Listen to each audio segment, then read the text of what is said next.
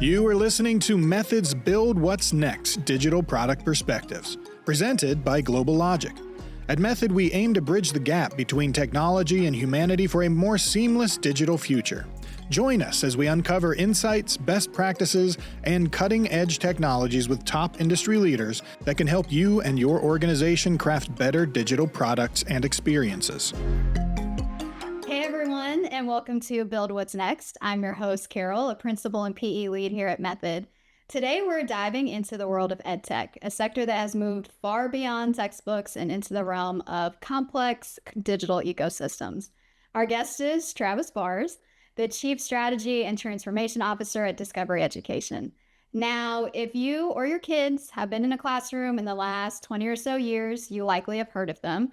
But what you might not know is the massive technological shift happening behind the scenes. Discovery Education, I want to make sure I get these numbers right, serves 4.5 million educators and 45 million students worldwide.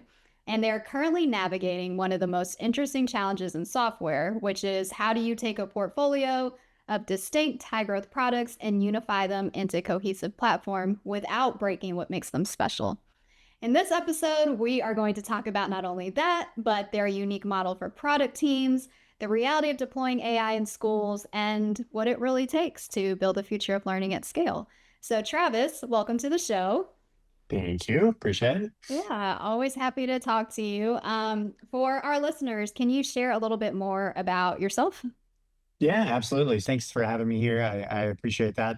Again, Travis Bars, really long title, Chief Strategy and Transformation Officer. I was going for as many letters as I could get here at D. I am originally from Texas, live in Atlanta. I commute back and forth to Charlotte for about 7 years. I'll be in D in 7 years this April. My roles here have changed throughout the years, predominantly on the operational side. I lead a team we call Technology and Transformation. I'm sort of a branding marketing guy, so I call it T&T, of course, which is great. That is everything, soup to nuts. It is engineering, it is data, it is our AI teams, product, curriculum, immersive technology, and then all the rest of the technology, corporate IT, security, et cetera. And so my focus here at D is pretty simple. It's scale the impact. It's drive innovation responsibility. Obviously, we'll talk about AI a little bit more, what that means, especially in the EdTech landscape. And then, of course, make sure what we build genuinely earns instructional time in the classroom. We don't want to put things in front of teachers and students that don't drive value to the goals and what they're aligned to. And so strategy without sort of an execution is just a deck ultimately. And so we look to ship good products. So yeah, I love that. And I think that's why EdTech is so special, because it has that impact piece in it. And so while, yes, we will be talking about, technology and digital problems that other technology companies might have, I think that's really what's going to make this conversation unique, is bringing it back to that impact piece. It is very unique. Absolutely. So love it. So cool. So let's start with the landscape.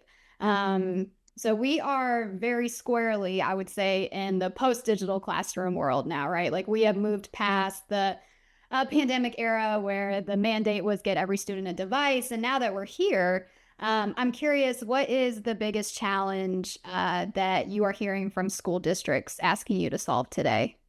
Yeah, and I mean, we should not cut around, the real story of COVID. It was dramatic, obviously, Yes. for everyone. Teaching, we have teacher shortages all over the place. We have learning loss at levels we've never had before. I remember at the beginning of COVID during March of 2020, talking to my boss and saying, we may never ship books again. We'll just do digital everything and get to that access point, right? Like we just got to get access to these things. And so when we talk about what districts are trying to solve right now, we've moved beyond access. Now there's too much access out there. Now the shift is impact. It has to be able to deliver the goal, the outcomes that a district or a state are trying to drive. My wife, for example, is a fifth grade teacher in Georgia. And so at one point during the COVID pandemic, I think she had like 40 different tools. It's like, that's too much, right? But during that period with hundreds of billions of dollars of funding, these schools and districts just snapped up everything they possibly could. You'd love to say they spent it on teachers. They didn't tend to do that. They did things like obviously digital resources, but then HVAC and stuff like that too, right? So you sort of have that balance. But that was the priority during COVID, was devices, continuity. And now districts are asking, is this driving measurable student outcomes? Does this reduce teacher workload? can I justify this in a flat budget environment? What you sort of see now is just, you saw that spike during COVID of budgeting, and now it's just back to kind of where it was, right? So, in a world where you have 45 different tools, people aren't looking for 45; they're looking for the 10 that work the best, right? And that's where we are today. So the biggest pain point: instructional coherence under constrained budgets, right? Districts are facing flat to low single-digit budget growth, cost inflation, enrollment volatility, teachers burnout, shortages. I know of one person in particular who is teaching without a degree at this point, right? So, and then pressure to demonstrate that ROI, which we do as well. So not just a challenge of content, it's a challenge of engagement as well. So Definitely. And I'm wondering too, how has shifting from more of being a supplemental resource to core curriculum affected the way that Discovery thinks about your products? Yeah, it's been an interesting shift, especially when you think about funding. So, prior to the pandemic and during the pandemic, you started to see all of the billions of dollars. The education market in the US and K-12 is about $11 billion, and that's split between core, supplemental, intervention, assessment, those different buckets there, right? For years, the core funding was going down, supplemental was going up, and that happened sort of the peak of COVID.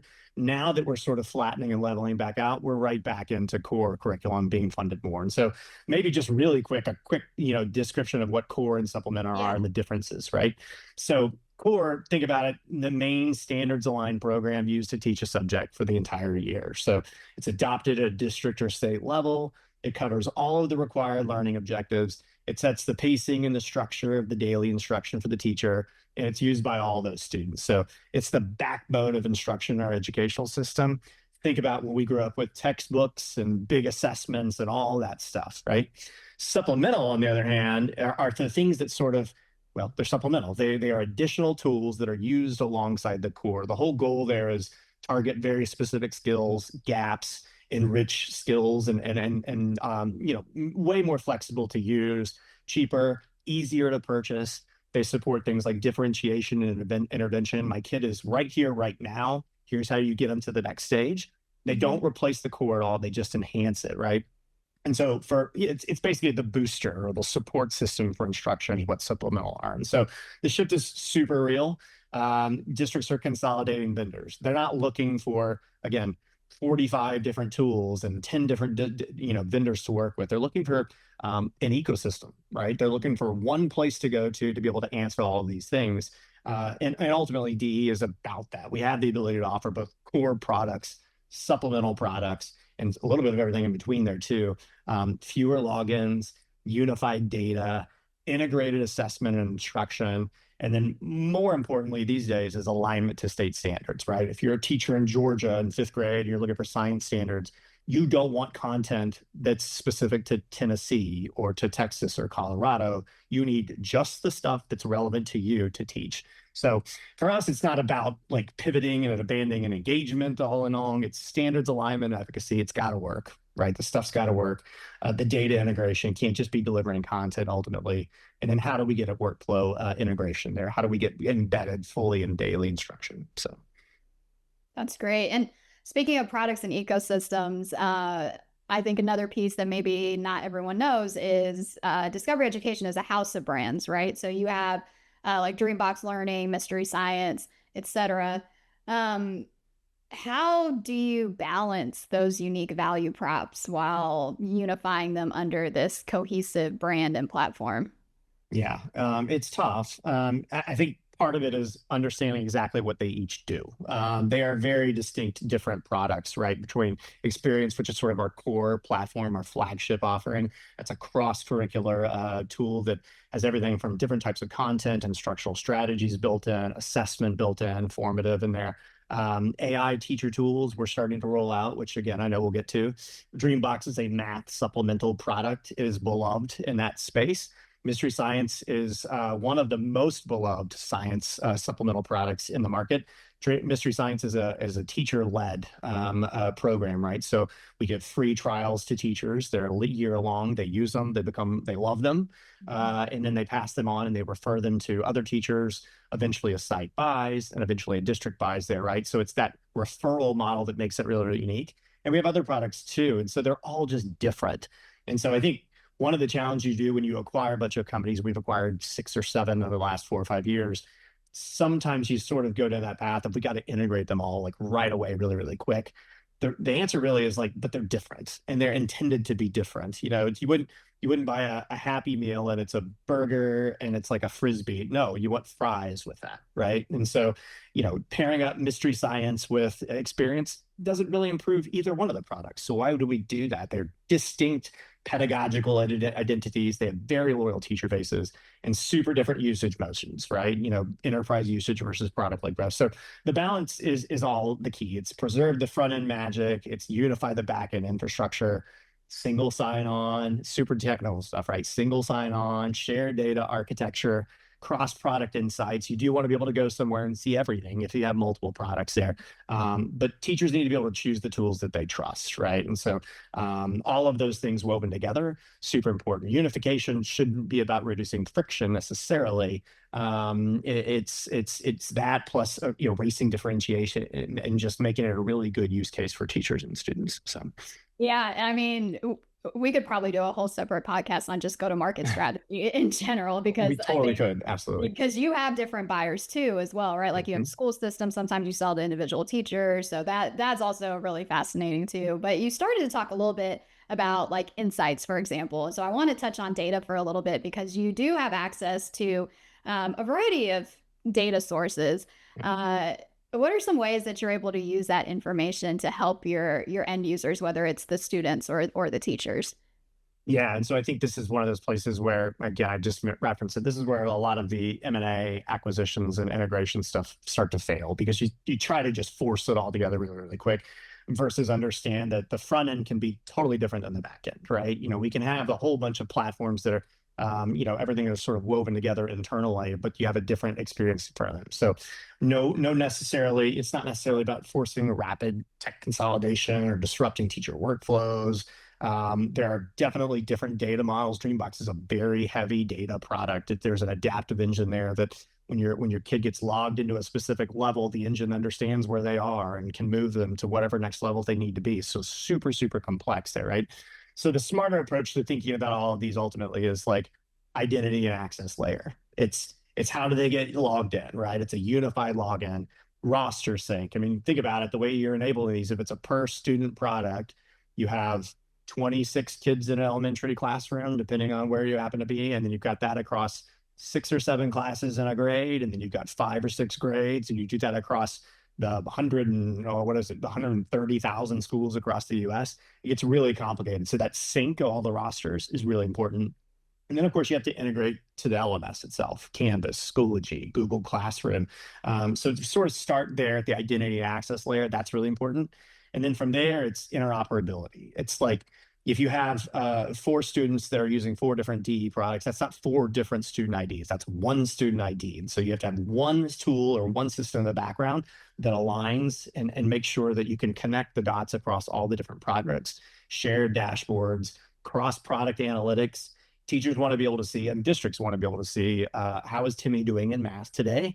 Okay, this is where he is right now. Great. Assign this lesson in DreamBox. That'll help him get to the next level. Talk about science. Well, science is not just science. It actually includes social studies as well. Literacy is baked into it also. So you need to be able to see in science where they are across all of these different things ultimately. And then, of course, the last phase of all of this is just UX harmonization. It's just how do we get them all to sort of look and feel similar?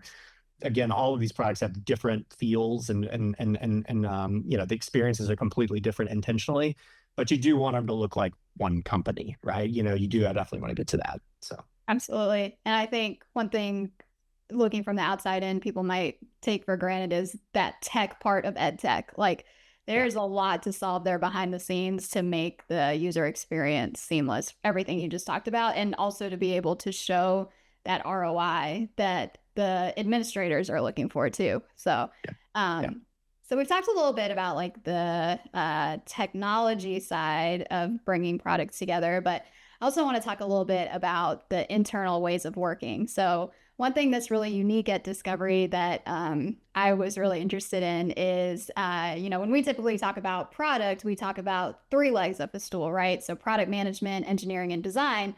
But at Discover Education, you've introduced a quartet. So yeah, we got a fourth leg of the stool, or a fourth pillar, and that is curriculum. So can you talk a little bit more about that? Yeah, absolutely. So, I mean, most software developers are producing a piece of software. They're not actually putting the content in also, right? So YouTube, you're building something in the background. There's not a ton of content in there, but people can put their content on it. We're doing it all. So we're building the product itself, the platform it sits on, obviously all the engineering, the design, the UX components there too. And then we have to throw something into it. So the way I describe it to people is, and my view is probably more simple than it should be, but this is how I think about it to keep it straight. If a product manager is trying to build a box, this is what I want to go build. This is what I want it to do. And a designer tells that person, this is how you should build it and how the experience should be. Then I've got engineers building a box over here. And then I've got people filling the box over here. That is the core of the quartet, right? It is, how do we build the box? What is the box? Who builds the box? And then what do we put in the box ultimately? You can actually sort of go beyond that a little bit if you want to get really, really crazy. We have other teams internally that are building the tools that build the box, the screws and the hammers and the, all that sort of stuff there too. And then if you want to actually add more legs to the stool, then you got things like product marketing, right? That are there too. And how does this play in the market ultimately? And so the thing that makes this unique beyond just being content, of course, is the curriculum, right? It is pedagogy. It is not necessarily what you're teaching, but it's how you teach. And for curriculum to be sort of on an island out here and not associated with the entire product development cycle is a huge miss for curriculum companies. I mean, you have to have that integrated all the way in there, right? I mean, a product manager, a designer, and a curriculum specialist need to be, I mean, hand in hand as you think about how do you design a product differently or develop things, add features or functionality. The curriculum piece ensures a couple of things that's really, really important. So again, people don't want to see everything. They want to see what's relevant to them, right? So the standards alignment. If a fifth grade teacher in Georgia only sees standards that are applicable to a fifth grade teacher in Georgia, right? Instructional integrity. You'd love to just say you could just put them in front of a laptop and just let them roll, right? But you do actually have to teach them how to use the products. And good products are built that you don't necessarily have to teach them, but there still is the instructional integrity in the background, right? We're trying to accomplish goals, doing different things. Efficacy. An engineer or a product manager isn't going to think about how to measure results actually all the way through, right? How to deliver the results, maybe, but how do I actually know that it's working? Are test scores going up? Are they passing their quizzes? What are they doing? Super important. And then the last one is, and probably as important or more important than ever, is the political regulatory defensibility component of this, right? We are in a place where there are 50 different states, a few territories and things like that there. It sounds silly, but almost none of them teach things exactly the same way. So you'd love that you went to 50 different states and they all teach science or math the same way. That's just not how it is, right? There are different views there. And unfortunately for us too in this space, and another thing that sets EdTech apart is every 2 to 4 years, that can change again. So we're going into other cycles, right? We've gotten to points where we built books specific for states that are intended to last 6 to 7, 8 years maybe, and we get new standards a year later, right? I mean, that is the landscape that we're dealing with. And again, curriculum leaders know that, they understand that, and that's how we build, products that can stand the test of all of those different things and those complications that we see. So, yeah, I mean, I think kudos to the team as well, because I think it's, doing digital consulting, it's easy to say there's a certain way that an organization is supposed to look and feel and run, but like being able to step outside that and say, well, this is what makes our business different. And this is how we need to adjust the way that we work to be more efficient and to meet our users' needs. And that's not done as often. So whenever I hear or see those little org design changes that really make a big difference, I love to nerd out on that. So that's pretty cool. Well, I love it. Yeah, no, we do too, right? And then it's kind of a living thing. It changes. I mean, just like the landscape changes, one of the big things right now for us is future readiness, right? You may have heard me say this when we've been meeting in other things. Like, there are 50 states, there are red states, there are blue states. There's not many purple or lavenderish states there. You can be talking to someone on either side of the political spectrum and they can completely disagree on almost everything. But then somewhere in there, the one thing they agree on is kids need to have jobs. Like, they may not go to college. They may need to go right into the workforce. that's sort of the fifth pillar, and one for the thumb of curriculum these days is careers and workforce readiness, right? So just you have to add that in there too. So again, that's why bringing curriculum into the mix is just really, really critical. And career readiness extends across all of the different subjects, right? I mean, you can talk about STEM careers and how that looks in science, or obviously literacy, math, critical to future readiness, and depending on what job you go into, of course. You just got to have curriculum there. I mean, they got to be at the table. And then you've got to have the other folks to be able to integrate the technology piece, right? It's not just tech or ed, it is ed tech. So, yep. Awesome. One more question on this point. So I know traditionally, like in agile fashion, you would expect maybe like the product and engineering folks to want to move fast, break things, iterate, whereas curriculum in true pedagogy form is more interested in rigor and accuracy. So there's inherently going to be a tension there, which not necessarily a bad thing. But I am curious, how do your teams work through that? Some better than others, I guess I would say. And then you have outside real, expectations too to match up first, right? We're owned by private equity, right? Private equity and other businesses thinks to a degree sometimes that AI can do everything, and so it's like, no, this is why there's a reason why it matters that we do this still with a human there, right? So the tension's healthy. It's really, really good to have that tension in there. Engineering and the technical folks want to go fast, and they want to have really quick, rapid prototyping and go into it. And the curriculum folks tend to demand the rigor. I mean, they want to be able to make sure that they're delivering the outcomes, and that sometimes takes a little bit more time there. So the answer isn't necessarily compromise. It's just sequencing, right? It's just how we lay things out. There are core learning concept concepts are rigorous, validated, stable. And then there's the workflows around that, right? Iterative approach, agile approach, what you mentioned. You sort of separate what students learn and the precision required with that, with how students interact with their teachers, interact with the tool itself. And then that leaves room for iteration there too. One of the problems for us internally is, because a lot of our teams have been here for so long, they feel so connected to the product development lifecycle too, and they all have opinions, of course, right?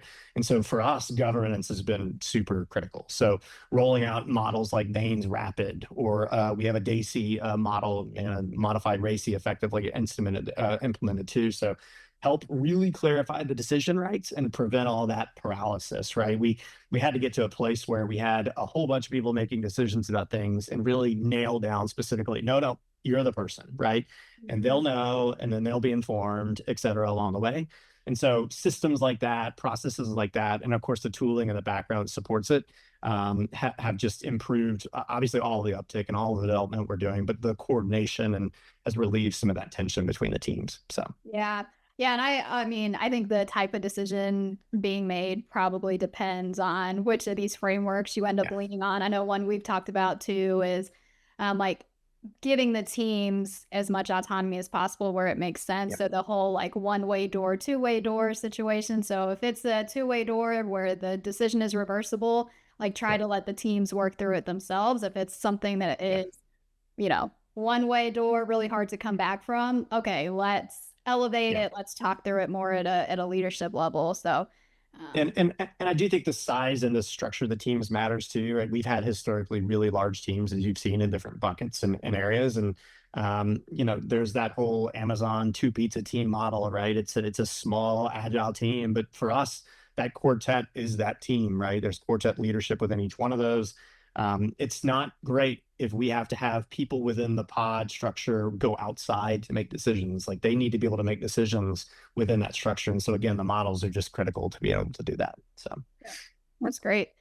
All right. Well, let's get into AI, since we both alluded to it several times at this point. We'd be this is only my 6th AI conversation today. Yeah, there's no way around it, Travis. We got to talk about it. And I think as we both kind of started talking about earlier, like with ed tech being such a high impact industry, it causes people to be passionate about it, right? And everyone's got an opinion. And so I know when it comes to AI and education, there can be a mixed bag. There's some folks that are advocates, some folks that are skeptics. How does Discovery Education build a product roadmap that accommodates and balances these different degrees of acceptance? Well, and again, I mean, and it's not just state by state or even district by district. It can be literally school by school have different views. I mean, there are some schools in large states that we know that, in districts, if you go to this district, I don't want anyone to have access at all. And then you go to this one over here and it's like, I want my teachers to be able to do very specific things. And then if you go to this one, it's like, we're giving it to kids and they can do whatever they want, right? I mean, it's all across the spectrum. And so I would say just generally, it is certainly accelerating, but it is very cautious, a very cautious approach, to where people are going. And I think we've sort of taken that position internally too. I mean, I tend to, again, I probably have used this with you. I tend to use Apple as an examples of certain behaviors in terms of product development. They're almost never first to anything. But then when they do come in, it sort of changes how you interact with things. It changes the way a phone looks to you or a media player or whatever. And so I'm certainly not comparing us to Apple by any restricts, but our approach has been kind of guarded and measured. It's been, let's make sure that, I say all the time, it's not AI for the sake of AI's sake. It is, let's find, the right usages and the right things that add value for teachers and students. And then let's roll that out, right? So in district levels, we're seeing in a lot of places super high teacher usage. Some of it's unofficial, just asking their personal ChatGPT accounts for different things. There's barely any, I would say, formal student deployment at this point. I mean, again, it's kind of district by district along the way. Very strong interest in teacher facing productivity tools. So I think we all agree, again, with teacher shortages and people coming in with less experience than ever, what we're seeing is help my teachers plan a week of lessons, out. And that would have taken, again, married to a teacher, right? That could take a week or longer. One of the things about my wife, she'll hate this, but like hard to take vacation sometime because she's like, I got to do lesson plans for the subs. And that takes forever, right, to do that kind of thing. And so looking for those teacher facing productivity tools. But at the same time, the districts are asking, is this safe? Like, should we allow our kids and teachers to use it? Is it FERPA compliant? Does it actually reduce teacher workload? Does it actually improve student outcomes? And so we've been trying to figure out what the right winning roadmap is for AI. And certainly I would say we're definitely not the first to this, right? From this, but I do think that our approach and what you'll see from us really starting this spring and into the fall and back to school is what I would say is sort of the winning roadmap. It is teacher workflow first. It is lesson planning. It is assessment drafting. It is where are my kids at ultimately, along the way, and that journey, and how can I recommend content or lessons that makes them, improve or find those outcomes. And then it's student facing AI, right? Like with guardrails, like you're not going to be able to avoid them getting into that. And so for us, we've used it from a perspective of not necessarily creating content, but helping them along the journey. So for DreamBox, for instance, when you log in, if you don't see a bunch of lessons or instructions for how to do a lesson, we'll give you the ability to interact with an AI that's super protected and really strong guardrails to help a child through that lesson. This is what you do next. And hey, Mr. Bot, what happens now? Well, then you do this too, and sort of walk them through that. We don't necessarily need to create a whole bunch of content. We have hundreds and hundreds of thousands of pieces of content within all of our products. Ours is making sure the right content comes forward and that students understand how to interact with it to get the outcomes that we want. So. Awesome. Then flipping it around a little bit, can you talk about how Discovery Education uses AI tools internally? This is, I mean, to me, as someone who sort of owns the budgets and all of the other stuff in the background for these teams, this is the big one. I mean, it's just thinking differently about how you work. Internally, I think, we think AI should do a couple of things. It should accelerate prototyping. Like we should be able to generate really, really quick iterations in the cycles on an idea and figure out really, really fast if it's going to work or not. Historical teams are always not great at things like documentation. AI should be able to help that, automate documentation, understand where we're going. Customer insights. We have a ton of data. I mean, 20 plus years of student and teacher data, within all various different systems and stuff. So being able to enhance that so we understand exactly what's happening within an account, with exactly what's happening within a student.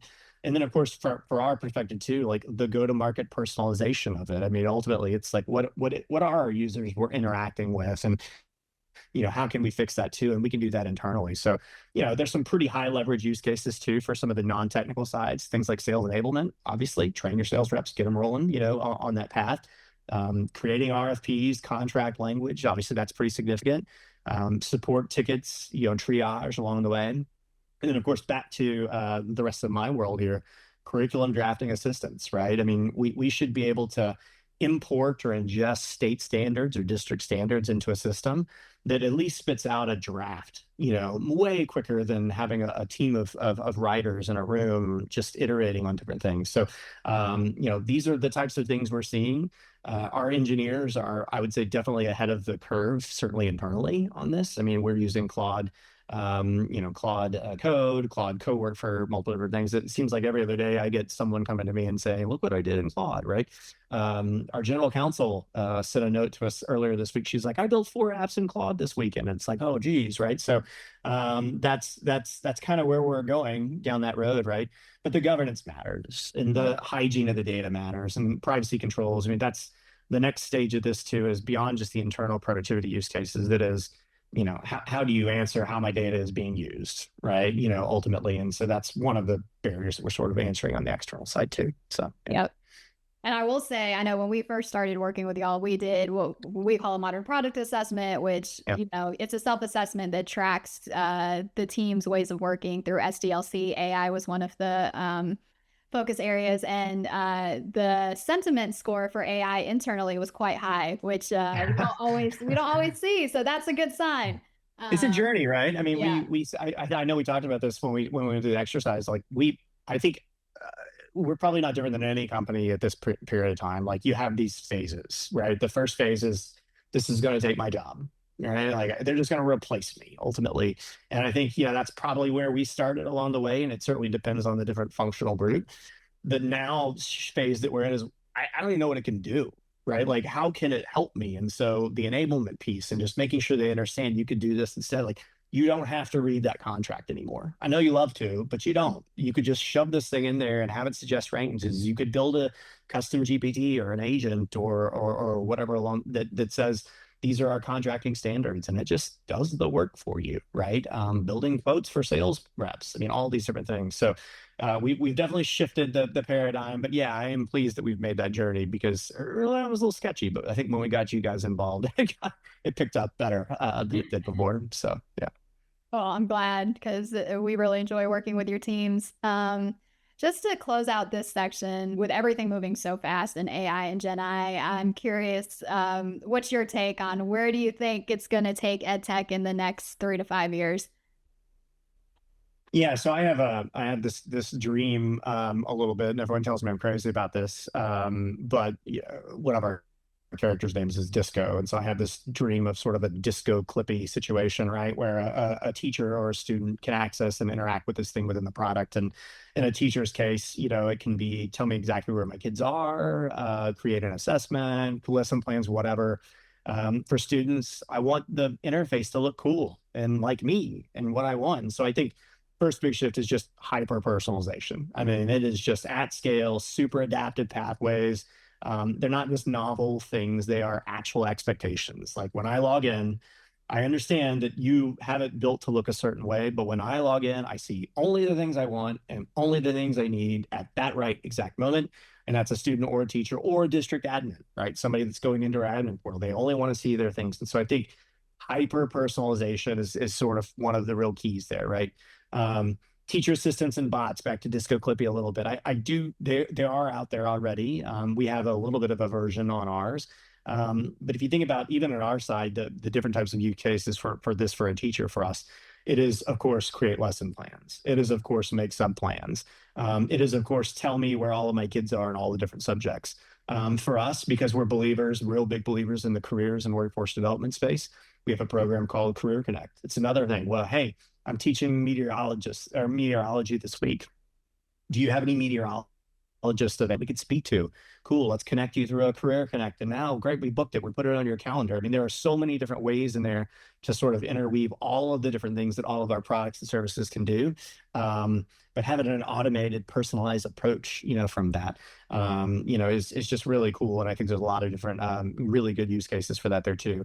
And the last one, again, is just efficacy. It's just, how does this work? Are we actually driving outcomes here? Districts just aren't spending like they used to be. I mean, again, flat to a little bit, maybe a little bit up here ultimately. I do think it's similar to some of the engineering conversations we've had. I think we've had engineers say, you're going to replace me with a bunch of bots. And I think the reality is that's not actually what we're going to do, but we may replace you with an engineer that uses AI. And I think that's the same case with teachers, right? I mean, I think we're going to get to a place where these are built and they are super useful and adapted to what a teacher needs to be able to do as part of their job.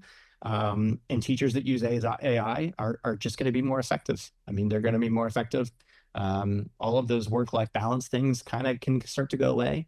And that teacher burden comes down, which will help lifestyle and all that other stuff. So, yeah. Amazing. Travis, thank you for taking some time talking with us and dropping that wisdom at the end there.